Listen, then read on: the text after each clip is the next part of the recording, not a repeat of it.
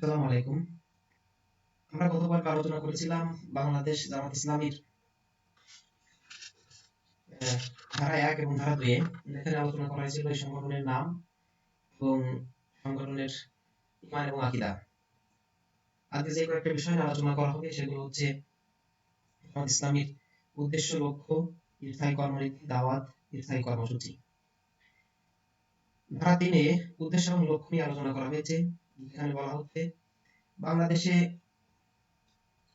নিয়মতান্ত্রিক ও গণতান্ত্রিক পদ্ধতিতে ন্যায় ও ইনসাফ ভিত্তিক সমাজ প্রতিষ্ঠা করা এবং মহান আল্লাহ তাআলার সন্তুষ্টি অর্জন।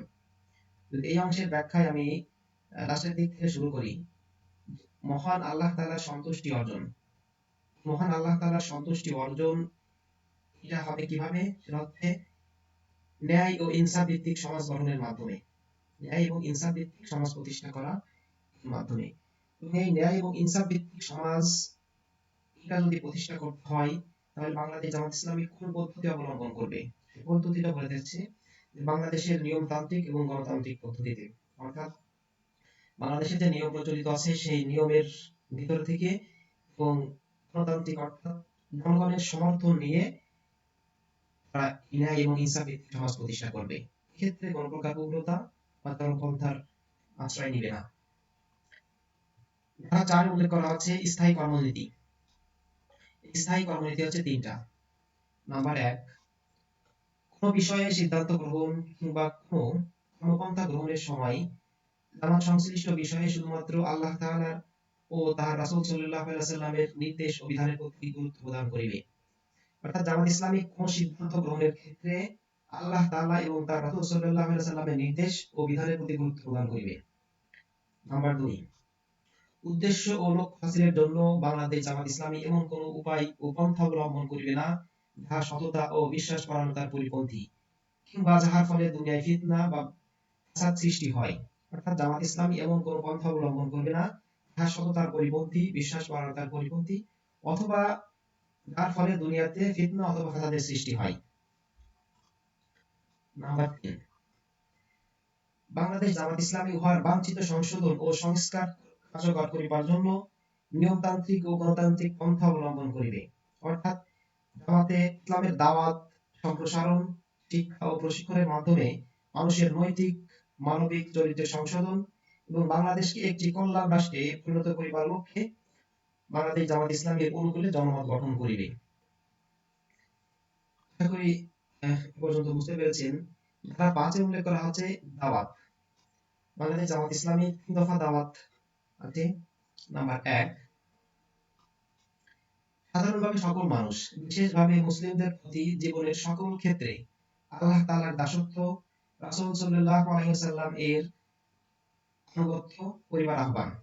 অর্থাৎ সকল মানুষকে, এর ভিতরে আবার বিশেষভাবে মুসলিমদেরকে জীবনের প্রতিটা ক্ষেত্রে আল্লাহ তাআলার দাসত্ব ও রাসূল সাল্লাল্লাহু আলাইহি ওয়াসাল্লামের আনুগত্য করার আহ্বান।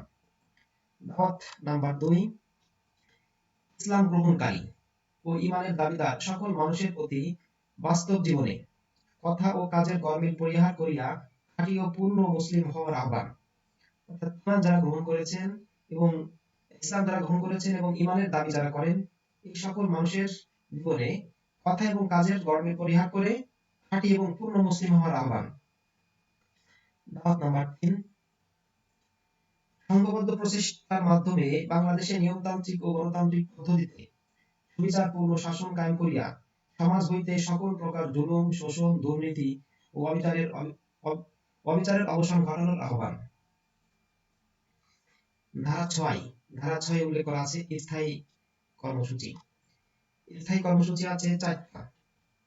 নাম্বার ১, বাংলাদেশের সকল নাগরিকের নিকট ইসলামের প্রকৃত রূপ বিশ্লেষণ করিয়া চিন্তার বিশুদ্ধকরণ ও বিকাশ সাধনের মাধ্যমে জীবনের সর্বক্ষেত্রে ইসলামের অনুসরণ ও ইসলাম প্রতিষ্ঠার প্রয়োজনীয়তা সম্পর্কে অনুভূতি জাগ্রত করা। বাংলাদেশের সকল মানুষের ভিতরে ইসলামী সমাজ ব্যবস্থার যে উপকারিতা বা এই অনুভূতিটা মানুষের ভিতরে নাই। জামাত ইসলামী তার কর্মসূচির ভিতরে প্রথম কর্মসূচি হচ্ছে মানুষের কাছে ইসলামের প্রকৃত রূপ বিশ্লেষণ করে মানুষের চিন্তা ভাবনার বিকাশ সাধনের মাধ্যমে ইসলাম প্রতিষ্ঠার প্রয়োজনীয়তা এটা মানুষকে অনুভব করানো। কর্মসূচিতে ২ কি বলা আছে? ইসলামকে জীবনের সর্বক্ষেত্রে প্রতিষ্ঠিত করিবার সংগ্রামে আগ্রহী সৎ ব্যক্তিগণকে সংগঠিত করা এবং তাহাদিগকে ইসলাম কায়েম করিবার যোগ্যতা সম্পন্ন হিসেবে গড়িয়া তুলিয়া এবার উদ্দেশ্যে প্রশিক্ষণ দান করা।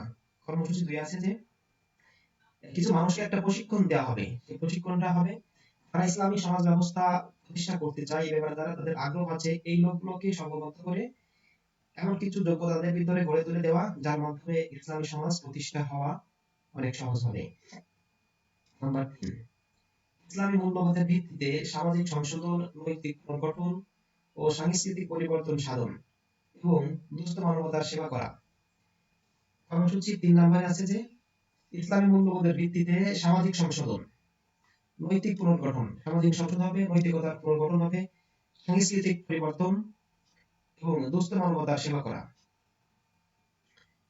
নাম্বার 4, নিয়মতান্ত্রিক ও গণতান্ত্রিক পন্থায় সরকার পরিবর্তন এবং সমাজের সর্বস্তরে আল্লাহ ভীরু, চরিত্রবান, সৎ ও যোগ্য লোকের নেতৃত্ব কায়েমের চেষ্টা করা। বলা হচ্ছে নিয়মতান্ত্রিক ও গণতান্ত্রিক পন্থায় সরকার পরিবর্তন এবং সমাজের সর্বস্তরে আল্লাহ ভীরু, চরিত্রবান, সৎ ও যোগ্য লোকের নেতৃত্ব কায়েম করার চেষ্টা করা।